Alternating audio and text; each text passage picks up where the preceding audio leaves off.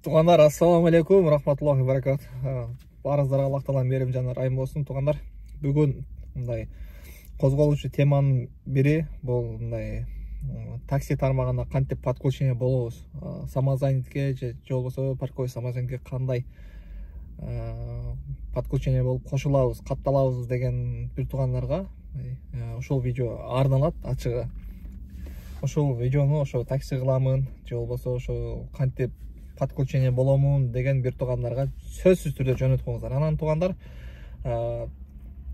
каналга каттала элек бир туғандар, каналга сөзсүз катталып, лайктан басып туғандар кетсеңиздер биз үчүн аябай жагымдуу болот туғандар. Сиздердин колдооңуздар биз үчүн ар дайым дем күч кубат берет туғандар. Ал эми туғандар, реклама боюнча туғандар 50-55 деген номерлерге кайрылып бересиңер туғандар. Азыр абсолютно бесплатно туғандар, майдын бирине чейин туғандар. Андыктан чамданыңыздар, биз сиздерди күтөбүз.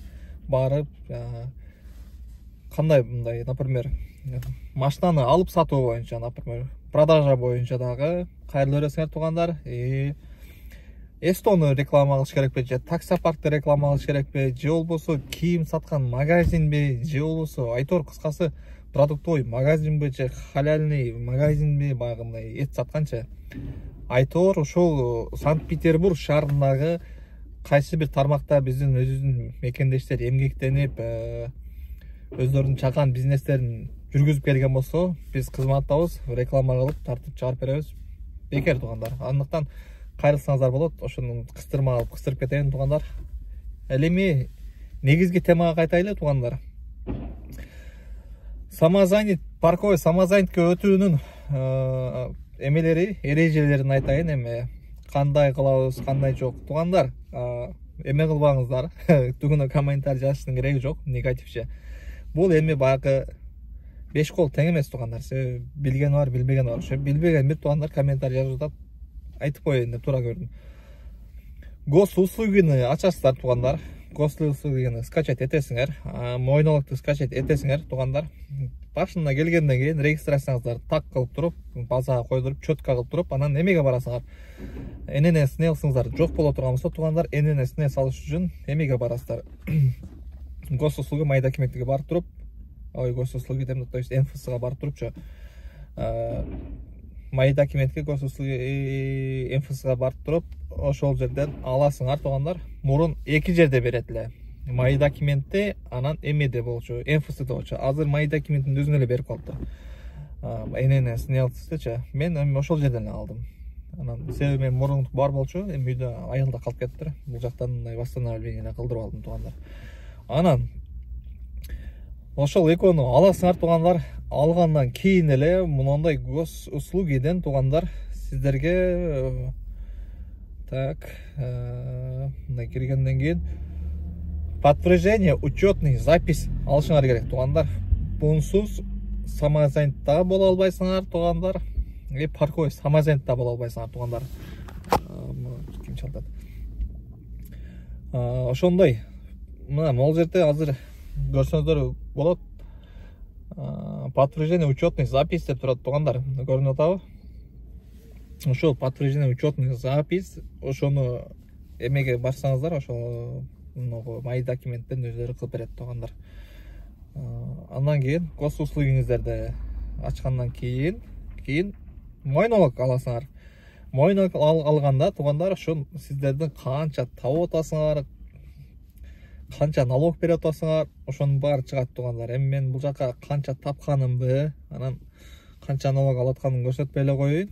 Бирок кандай кылып көрсөтсөм? Жок. Кыскасы бул жагын көрсөтпөй эле коеюн, өзүңүздөргө көрүнүп калат кийинче. Мондай көрүнүп калабы экен. Кыскасы ошо мойнолокту дагы скачать этип, анан парктын машинасы боло турган болсо туғандар, сиздер арендага менен жүргөн паркка чаласыңар. Эмеге барбай атып, Яндекстин офисине барбай атып, паркка чаласыңар дагы. Мени ушундай парковой самозанятке одобрение берип кой дейсиңер да. Фамилияңарды, аты жөнүңөрдү айтып туруп, жака жөнөтүп койсоңар, өздөрү одобрение берип коет. Анан прямой эмеге барасыңар, Яндекстин офисине барасыңар дагы туугандар. Яндекстин офисинен эме мен парковой самозанят дейсиңер. Анан парковой самозанят болгондо сразу эле өздөрү документиңерди полный текшерет дагы, сразу ошол жерден эле парковой самозанятке кылат туугандар. Анан жок, мен самозанятта болбойм, парковой самозанятта болбойм деген бир туугандар такыр иштей албайсыңар ачыгы. Күнүнө 2000-3000 зорго табасыңар ачыгычы. Аренда боло турса, арендаңарды зорго табасыңар. Себеби мен мына башта келгенден кийин эми ошо самозанятка өткүчөктү, то есть эме жөн эле иштеп көрдүм да. 40 сааттан кийин култап коет, абсолютно 40 сааттан кийин болду. Экономга өчөт, как положено экспрессиңер менен иштеңерди кыла бересиңер туугандар.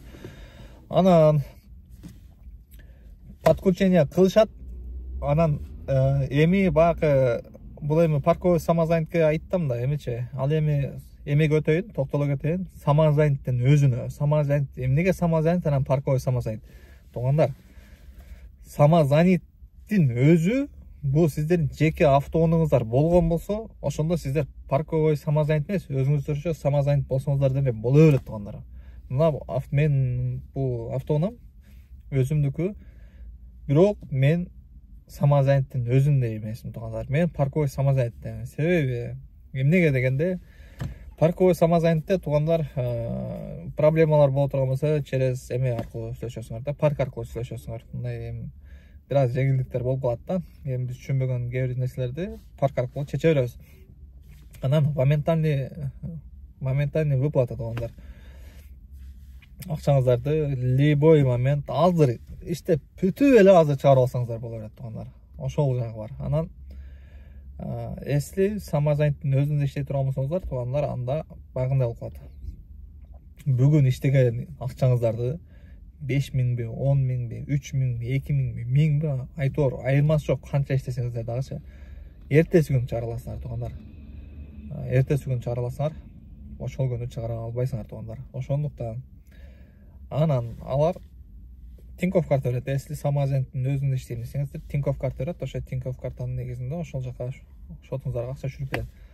Мен буну эмнеге айтып атам туугандар? Баягы көпчүлүгү 90% туугандар самозаняттын өзүндө иштебейт туугандар, ачыгы парковой самозанят болот. Эми мен бул менен же бир паркты мактап аткан жерим жок туугандар, же мына паркка иштегеле ушунда проценти мындай андай деген дагы жерим жок туугандар. Бул жерде парк жөнүндө дагы тема кеткен жок. Болгону парковой самозанят болсо, партнерский болот дагы. Если какой-то бир вопростор жарала турган болсо, кандайдыр бир эмелер боло турган болсо, паркка чалсаңыздар сразу чечет да маселеничи, вопросту. Анан самозаняттын өзүнө эле отурган болсо, только поддержка жасасаңар туугандар, служба поддержкага только печатайт кылып письменный түрдө жаза бересиңер туугандар. Эми анын кыскасы бирисине жоголо алсаңар, бирисине жоголо албайсыңар. Эми арабызда, например, орусча билбегенибиз бар, билгенибиз бар. Жарымына түшүнсөк, жарымына түшүнбөстөн тура беребиз да туугандар.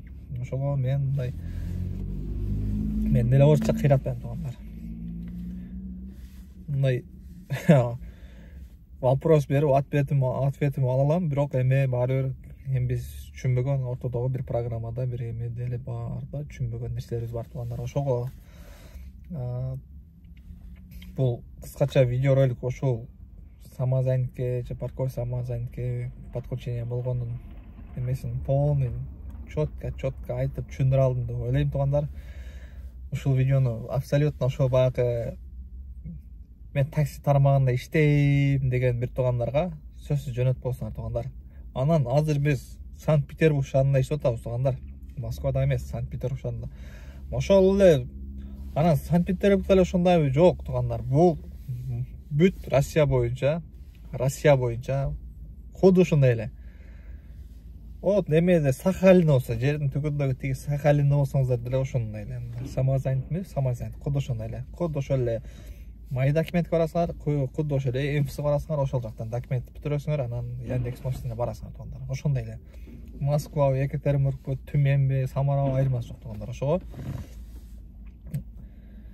любой жерде, кайсыл жерде иштесеңиздер деле ошондой туугандар. Анан Санкт-Петербургда чота туугандар, такси начар туугандар. жаман эмес, жаман менен начардын айырмасы бар туугандар. Анан ойлоңуздар. Начар туугандар, что-то иш слабый болот агат. Кече кадаланып мен дагы өзүмчө элдер ночко чыгып иштейт десе, мен дагы ночко чыгып алдым туугандар. Ноч такыр болгон, вообще жакпады. Неге десеңер туугандар, мен рейтингиме 2 күнүн ичинде туугандар, 2 күнүн ичинде -14 чыгып койду. Өзүм шокмун кыскасы. Өзүм шокмун. Неге шоксун десеңер туугандар, ночто иштеп эле болгулачы.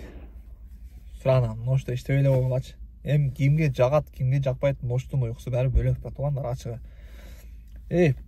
Кыскасы бүт ичкендер да, бүт баягы эле путунда тура албай, бүт салонун баарын косуп жайлап, кыскасы вообще кашасын чыгарып, ишо аркасынан бирди коюп туруп, комментарийни шуга койгондо эмне берейин, ушулардын.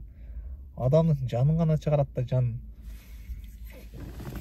Айла жок да, сабыр кыласың, башка не кыласың? Сүрөткө тартып айдап койсоң, же промокод бербейт. Мен чалып туруп, мен рейтингимди түшүрүп салды, алар ушундай ичкен адамдар экен. Чекебиз деди, ичебиз деди салондо, кой деди. Болбойт, турабы десем, Яндекске чалып алчу. О дейт, анан. Ооба болсо, анда неге только эле мындай клиенттин эмесин эле карай бересиңер. Клиент сразу бир койсо, сразу рейтингти түшүргөнү шашасың десем. Биз билбедик да, клиент, может, клиент прав. Силердин эмеңерди, айткан сөзүңөрдү, жалобуңарды биз карап көрөбүз. Анан 2-3 күндүн ичинде сиздерге баягы жообун айтабыз. Чындап эле сиздер тура боло турган болсоңуздар, анда рейтингиңерди кайтарып беребиз дейт. Уже 2 күн өттү. Кыскасы башка темага өтүп кетпейин туугандар, ушу менен сөзүмдүн аягына чыгайын. Барыңыздарга Аллах Тааланын мээрими жана ырайым болсун туугандар. Барыңыздарга, ишиңиздерге ийгилик, Аллахым бөдө кырсыктан өзү сактасын туугандар. Барыңыздарга ассаламу алейкум туугандар. Ошондой менин айтып аткан сөзүм баардыгы жеткире алдым деп ойлойм.